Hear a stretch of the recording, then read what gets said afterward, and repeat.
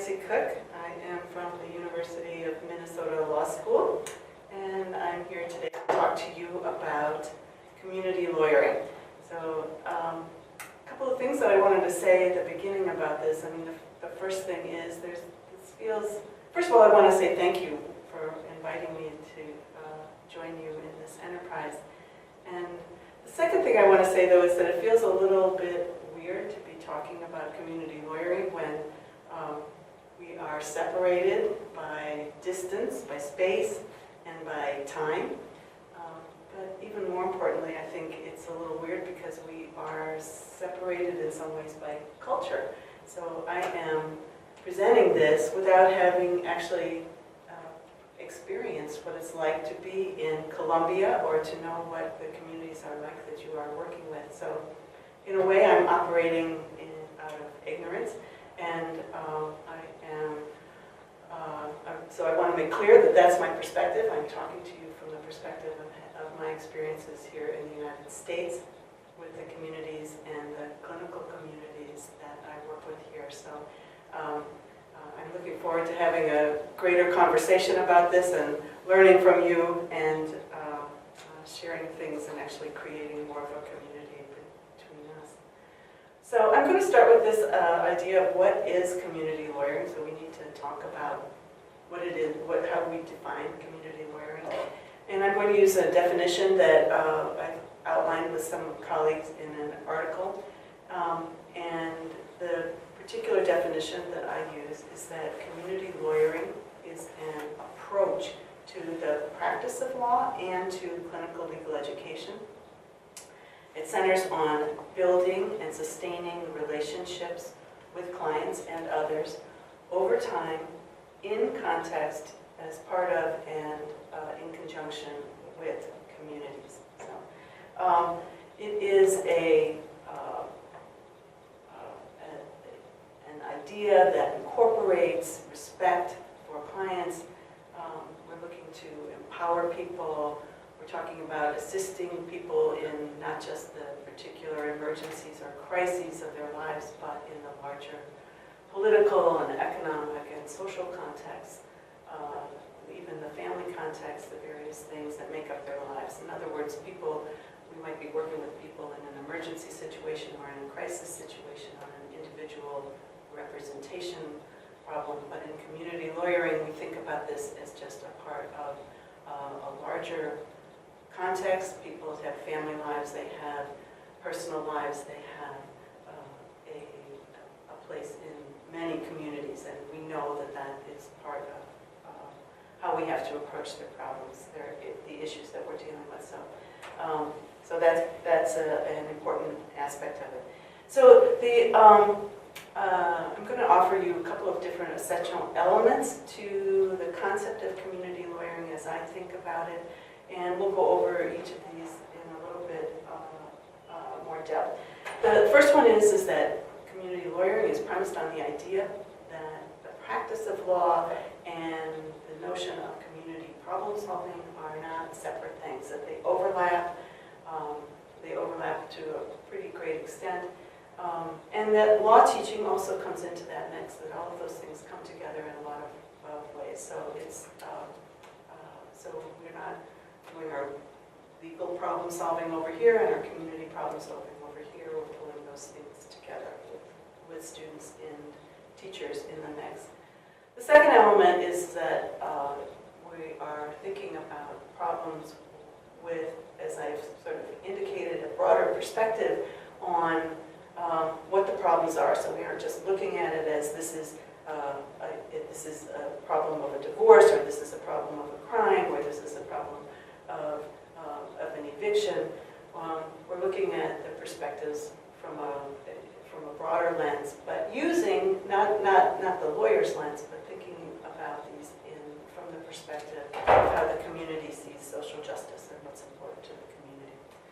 So the third thing that is incorporated in my idea of community lawyering is that when we walk into the circle and are thinking about a particular issue or a problem, we aren't going to jump to a particular method for solving that problem. A lot of times I find that students who have been through first year of law school here, their first assumption whenever they're presented with an issue that has a legal component to it is that they are likely to jump to, well, we'll take it to litigation, we're going to sue them. In other organizations or groups, people might jump to the conclusion, well, what we really need is a media campaign, or we really need to take to the streets.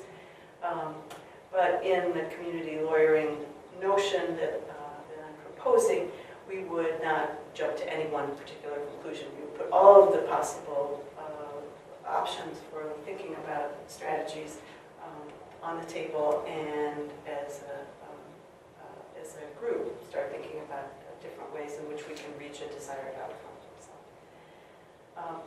the next thing that I want to include, and this I guess is pretty clear from what I've sort of already saying, but we want to have the intentional utilization of everyone's strengths in ways that will both empower people, and also engage people. So we want to make sure that a lot of people are at the table, and important constituencies are represented. And in particular, I think in the context that we're talking about, we want to be sure that we are paying attention to whatever maybe client communities we're talking about, but we also want to engage and use the strengths that students bring to the enterprise. So all of those things become important. So when I think about this, it's also important to remember that there is a history to all of this, and I've been operating in what I would call the community lawyering context for about 20-some years, and it's been a term that is used kind of loosely here, and people mean a lot of different things when they talk about community lawyering. So I think it's helpful to put it in a kind of historical context, and also to think about it as a continuum of community lawyering in the extreme over here, and a more traditional lawyering package over here. So I would say that years ago, and even now in many places, the traditional way in which we think about lawyers and how they practice, we think about the fact that a lawyer has a law office, that clients come to see lawyers on the lawyer's turf, and they're there to receive particular lawyering services. So it's sort of a package deal on the lawyer's turf. That's what I would call the traditional perspective on lawyering model. Over the years, we've come up with alternative models to that, particularly people who have been engaged in social justice or social activism. And so now we think about community lawyering, or some people think about community lawyering in different ways. And some of the alternative service models that I would say are out there are, first of all, there are lawyers who will take their offices into the community, and some people think of that as community lawyering. So you might have a legal services office, a legal aid office in the community, or even a student office that is operating out of the community. They might provide general services, or they might be focused on a particular kind of thing. So we have a housing clinic in the community, or we have a criminal defense office in the community. And some people would call that community lawyering. Other people, when they talk about community lawyering, might think about providing other related services other than direct representation. So, for example, lawyers might come into the community to provide community education, where they would say a group of lawyers might come in and speak to a group about immigration laws, or they might come in and give them some advice about how do you interact with the police in a successful way, or something like that. It's sort of an idea where, again, where the lawyers are there as the teachers, and they are providing information and advice to the community. A third thing that is sometimes incorporated in the idea of community lawyering is that people will, I'll say, helicopter into the community, maybe for a month or 2 months or 6 months or 2 years, where they are engaged in a particular project. So up on the screen or in your PowerPoint, you might see there's something where the lawyers are coming in to help people with voter registration, say, for example. Or maybe there is the community is excuse me, interested in a particular piece of legislation that they're trying to rally around and push forward, or they're protesting something. So the lawyers come in and the law students come in and they help with that kind of a project, so they're there for a short period of time in the community, out of the community. So not part of the community, but participating in a particular way. So the model that I look at, however, is different from these models. This is not what I think of as community lawyering. What I think of as community lawyering is that it is a model where the lawyers and the law students come together with people in the community in a place that probably is not a law office. And they have a goal of addressing some immediate problems, but they also are coming together because they want to co-construct strategies to address long-term social justice issues. What this means is we're in it for the long haul, long-term commitments, that there are lasting partnerships that we're trying to build. We're trying to build trust, we're trying to build relationships, we're trying to do something that has mutual benefit for all of us over the long term. So that's a very different kind of model than even the law office in the community model. So one thing I wanted to talk about a little bit was how I came to this, kind of this approach to lawyering, because I started out like many of my colleagues as a litigator, as somebody who actually started in a public defender's office, and when I started teaching, I worked with students who were doing, first of all, criminal defense work, or then I moved into family law, did some other things. And it was only over kind of an evolution to come to a point where I started thinking more in terms of not being in the law office, but being in the community and trying to figure out how we could be more helpful from that place. So I started out in sort of in the general practice public interest area, and what I discovered, didn't take much time, was that there was a great deal of dissonance between my own experience of a case and what my clients were experiencing, or at least what I was intuiting that my clients' experiences were. And it was easy to see that the law was far removed from what they were, from what their lives were like. And so it was like this really little corner of the world for them that they had to engage in, but it really wasn't part of their life. And the other thing that I, of course, came out believing was that we weren't being particularly successful in making a difference in their lives, and that we were really not being successful in any way in achieving any kind of social justice. I would say at best the role of the lawyer from my perspective at that time was that I was engaged in just trying to kind of hold back the ocean from drowning my clients, maybe preventing more harm being done to them than had already been done. But I wasn't doing anything that felt like it was really proactive in terms of helping make a difference in the world. So in my frustration about this, I started having more conversations, student-to-teacher relationships in some ways, and discovered that my students in some cases were also having similar frustrations. Started having more conversations with other colleagues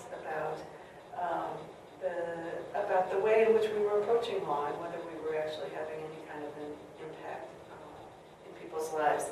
So the bottom line of all this is that over time, started stepping out of our kind of comfortable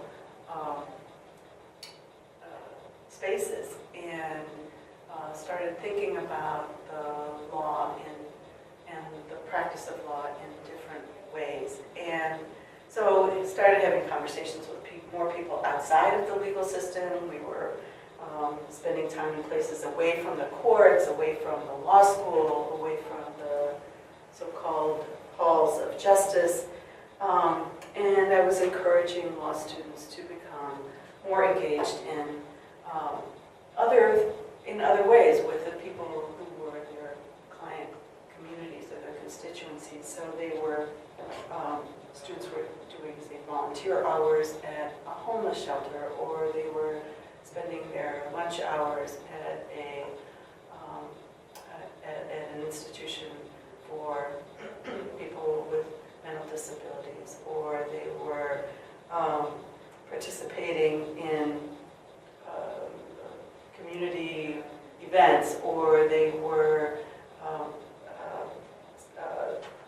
doing focus groups at a correctional institution or something like that. So doing a lot of things that were not conventional lawyers' work, but were opportunities for them to actually have greater interactions with the populations that they were interested in serving and helping. So, so what this led to was, over time, we had a lot of changes in the way in which we thought about lawyering, the way in which we thought about clients and our work. And we found that our conversations with clients and with others were becoming less hierarchical, that the stories that we were hearing from clients about the things that brought them to a lawyer had more context to them. We were able to understand them in new ways because we had more of an understanding of what their lives were like. Obviously, it would increase empathy to work this way. And then what happens is that we start to develop new ideas about how to address their problems, to think about, even think about the problems themselves in different ways, to define them differently. And this evolved into a whole new kind of clinical program that was, as I mentioned, located in the community, and where our work became a combination of direct service on individual client problems, and then engagement with them and with their peers and colleagues in larger initiatives in the community. So we became more a part of the community, not more embedded in it, I suppose, is one way to think about it. So that's how I came about it. And then the next question, the next kind of difficult challenge that we have when we think about this is, if that's the way you're thinking about law, how do you then engage students in that process? How do you create a clinical program around that? Because what we're talking about is a long-term commitment. We're talking about being engaged with people in lots of different ways. It's much messier, much harder to control. It's a very fluid way of thinking about problems and about problem solving. So, so students are with us for shorter periods of time, sometimes 3 or 4 months, maybe a year, but it's a very short period of time in the life of a community. And so getting the students to be part of that is a real challenge, has proven to be a real challenge. So I'm going to offer a couple of different suggestions about it, a couple of things that I think are key to making a community lawyering practice with students work well. And I'm just going to outline them first, and then I'll go into them in a little bit more depth. So the first thing is that the first key to community lawyering has to do with the way, the general infrastructure of the program. And I'd say the very first thing that has to be done is there has to be an immediate immersion, or interface with the community. We can't sort of talk about this in theory and have the students over here. We need to have the students actually in the community as early in the process as possible. So when we say that, though, of course, what does that mean? What are we talking about? Who is the community? And when I say to the students, I want you to get immersed in this community, they kind of look at me like, okay, like, what are you talking about? Where do you go to find the community? What is it? What are we talking about? So we'll talk about that a little bit more here. But that's, I think, an essential thing, is to get in there really quickly.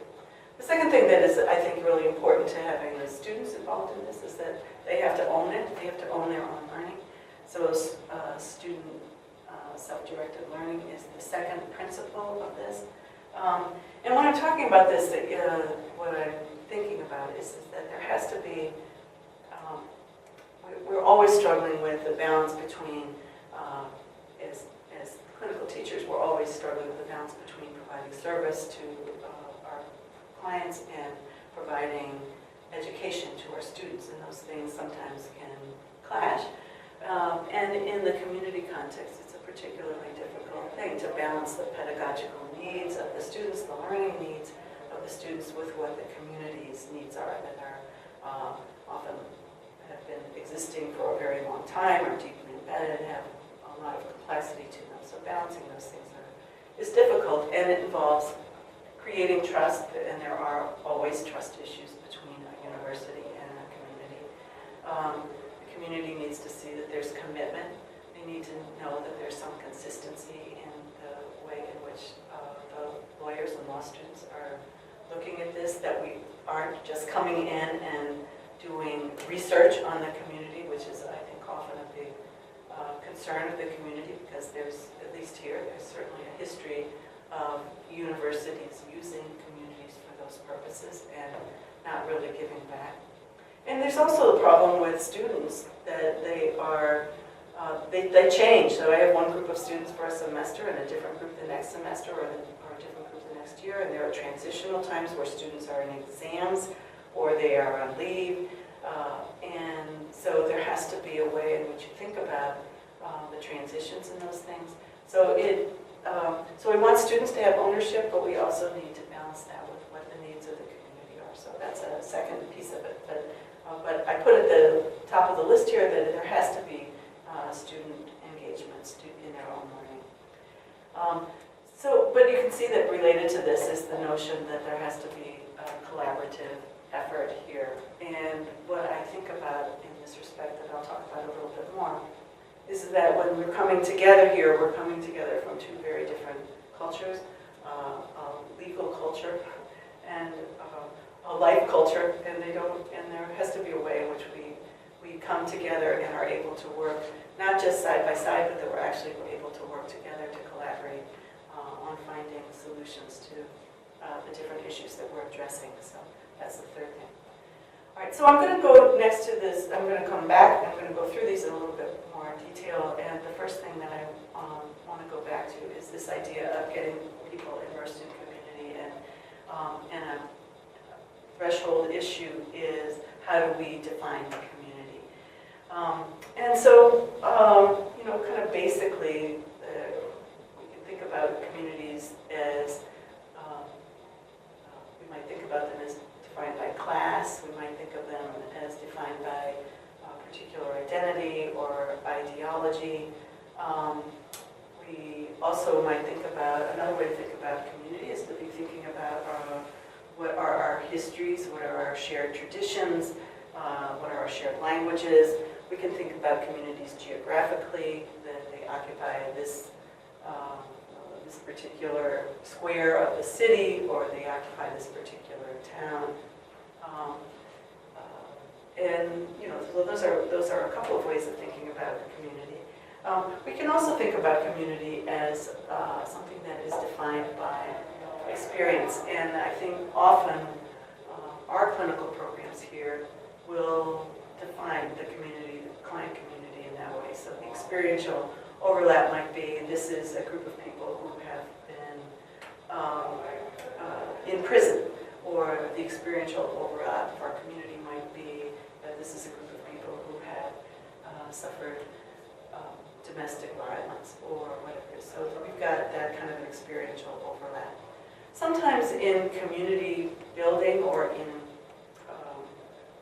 community development projects, a community will build around a particular issue, and that's another way to think about it. But these are often temporary communities, not always, but frequently. So you might have, again, sort of a particular legislative initiative that people are building around, or there's suddenly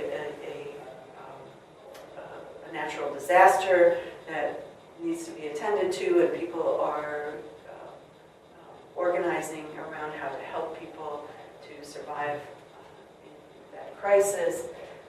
that kind of thing. So that's another way in which we think about community. So to get people thinking about this, one of the things that I do is I actually have students, we start with, at the very beginning, to start defining what we mean by community and trying to get a grasp of this as a concept. And so I'm going to ask you to do that now and actually engage in a little bit of an exercise that I start with my students. And so what I want you to do is take out a sheet of paper or pull up your computer or something. And I want you to make a list of 6 or 8 communities that you belong to. And I'll let you pause this, or I'll give you a couple minutes to do that. All right, so after you've done that, now what I want you to do is I want you to add to that list. And I want you to add 3 more communities to your list. And I want these to be communities in which you had no say about joining, or in which you had no control over being in. So let's say you are in a community of able-bodied people, or I sometimes say to my students, you're a Catholic school survivor. That might be a community that you didn't have a choice in. Or you're in a particular, you're Generation X, or a particular age group, that sort of thing. So 3 communities in which you had no control.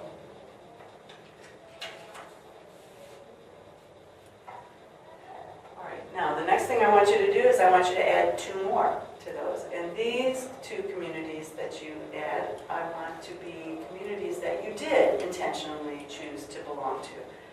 So these are communities of choice. So for example, maybe you belong to a support group of some sort, or maybe you belong to a particular political party, or maybe you meet with a group of writers someplace, or you've got an online group of poker players, or whatever it is. So what would that? What are those 2 communities look like? And then the next thing I want you to do is I want you to go over your list, look at your list, and I want you to just pick a couple of them, 3, maybe 4 of the list, and sort of separate them out. And in your choices, I want you to include at least one community that was a community of your choice, and at least one that was a community that you had no choice about joining. So let's pick 3 or 4 and sort of separate them out. And what I want you to do with those 3 or 4 is I want you to add some extra notes. And first I want you to just jot down some notes about who in each of these communities sets the rules or makes the policies that determine how the community operates, or that govern the community. So who does that? Who is the person, or who is a group that does that? And then the second thing, which is very much related, maybe you already included this, but I want you to add, how do the rules and the policies get set? So, for example, do you have a dictator, somebody who's doing all the top-down deciding? Or is this something that works by a democratic process? We all have elections here. Or maybe it's done by some process of competition, or maybe we don't really know how it's being done, that somebody's manipulating things, or it's all being done in the back halls, or maybe we've got group consensus, something like that. But, so just write a few notes down about how that works. So now that you've done that, the next thing I want you to do is I want you to get into a couple of groups, maybe 3 in a group, and I want you to, as a group, see if you can identify among yourselves one community that is a shared community for the group of you. So it can be something that's in your list, or it might be something that is completely separate from your list, so think about that. And then the second thing I want you to do is I want the group to come up with 3 observations, a couple of observations, about any connections you can make between the communities, kinds of communities, and the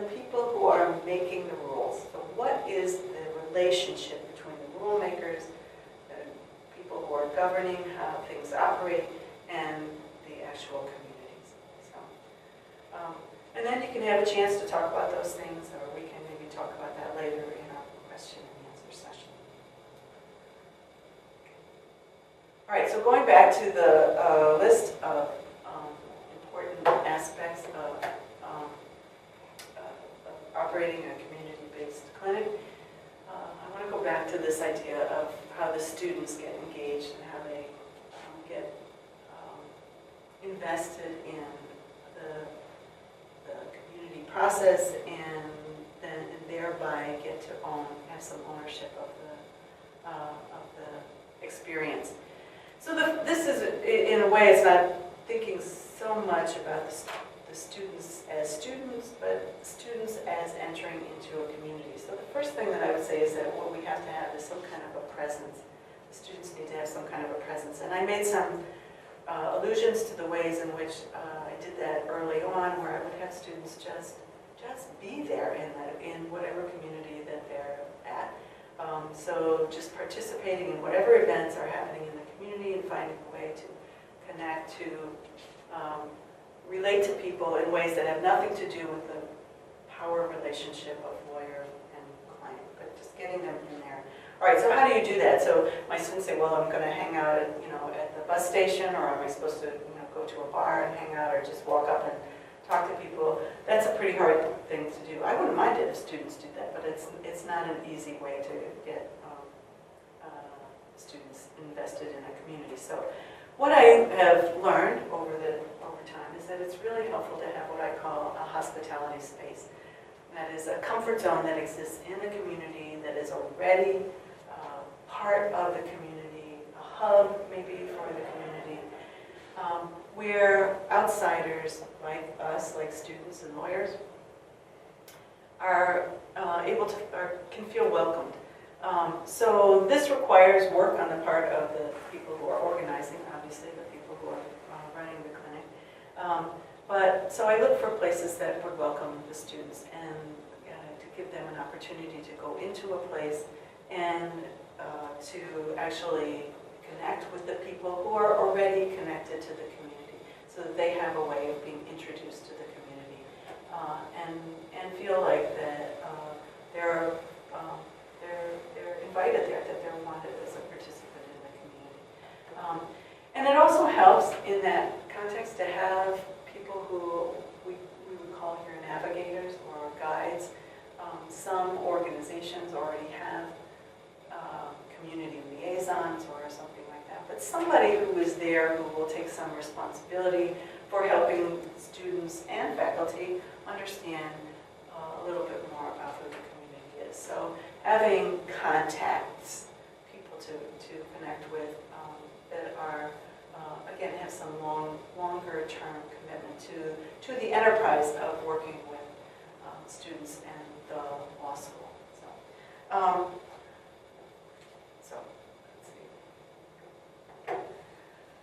Then back on the notion of collaboration, I guess the two main questions here are, who's collaborating with whom? So who's at the table? And that's a really important question that we want to know. And I think also, where do the interactions take place? One of the things we find in the legal context here in the United States is that when people are dealing with some of the bigger systemic issues in practice, often what happens is that all the meetings are taking place, again, in lawyers' offices or in sometimes in nonprofit offices, and are often in government offices, so that, again, there's still a way in which it's very much removed from the community. So we have to think about that. Okay, is that where we want these to be, and who's going to be at the table? So that's a really important thing. Sometimes maybe what we want to do is move these meetings, move our collaborations into a different space, because it makes a difference in how we start to think about the issues, and it also makes a difference in how much engagement we can get from different participants. So, keeping in mind that this is something we have to think about with the ways in which we educate ourselves and our students, that we're not a homogenous group. We don't want it to be a homogenous group, all looking to do the same thing. Coming together because we have overlapping values, we have overlapping goals maybe, but we're always going to have to be thinking about how do we mediate differences. And that means we have to have some understanding of what each other's cultures are, what each other's languages are, how our communication styles might be the same or might be different. What are we thinking about in terms of decision-making processes and how they operate, and what are our assumptions about all of that? So all of that I think we have to think about very intentionally and articulate as much as we can with each other. So when I think about this, I often think about it in terms of borderlands, and if you're familiar, say, with Gloria Anzaldúa's work or something like, or other people's work, this is the idea of where different cultures come into contact with each other, and there is a space will grow where those two cultures have to interact and meet. So that can be a geographical space, but it can also be a space where ideological cultures or other kinds of experiential worlds come together. And this is a space where we're likely to have, there's going to be a conflict, there's going to be agitation, there's going to be a need for adaptations, but it's also the place where we're likely to get the most change. That this is the space where the action happens. And so that's the kind of space that I want to think of as our space for collaboration. Where do we come together? And if we're always in the law office, we're far removed from that borderlands. If we're always in a space that totally belongs inside the community, we're going to be too far away from that space. So we have to figure out where is that space and where we actually can come together, where it feels safe, but where we are working together. All right, so the last thing that I want to kind of talk about is I want to go back to you and have you think about these things and how they apply to your own situation. As I said, I am operating from my own context here in the United States, and having worked in a couple of different cities here, but we definitely have our own cultural nuances, and so I want you to be thinking about this for yourselves as well.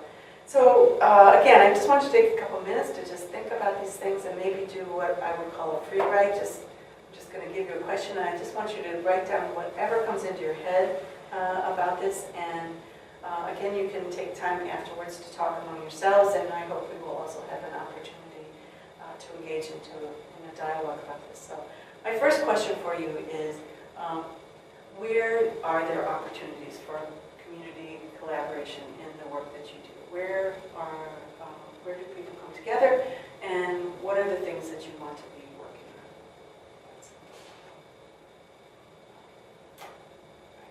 Second thing I want you to write about is how do you think that the communities that you are engaged with, or the cultures that are involved in this, how are they involved, or how are they affected? And that requires that you think about how you describe or define the communities that are involved. Just like we talked about your own communities, now I want you to be thinking about your work context. And how do we describe or define the communities that you actually work in? Right. Then the third thing I want you to think about is, where do these communities come in contact? Where do they now come in contact? That's first. And secondly, where could they come in contact? So let's do a little bit of brainstorming here, think more broadly about where else could we be meeting, where else could we be connecting with each other. And also connected to that, if we're going to be coming together in a new space, where is a hospitable space that might actually welcome an interaction between our law culture and the other communities that we're working with. And then finally, I want you to think about what actually does happen or could happen in this borderland space. And in thinking about that, you might think about, well, what are the things things that actually facilitate interactions in here. I talked about the idea of navigators or liaisons, community liaisons. That might be something that facilitates it. Actual facilitators can facilitate it. But what else? What are the other things that actually would help with the interactions? How are we going to make those things work? And then on the other side of that, what are the things that get in the way of collaboration or of action taking place? So those are the things I want you to think about. And with that, what I would like to say is that that's pretty much what I have to say about this topic based on where we are so far. And I'm really looking forward to having some conversations with you about this. And I look forward to getting your questions.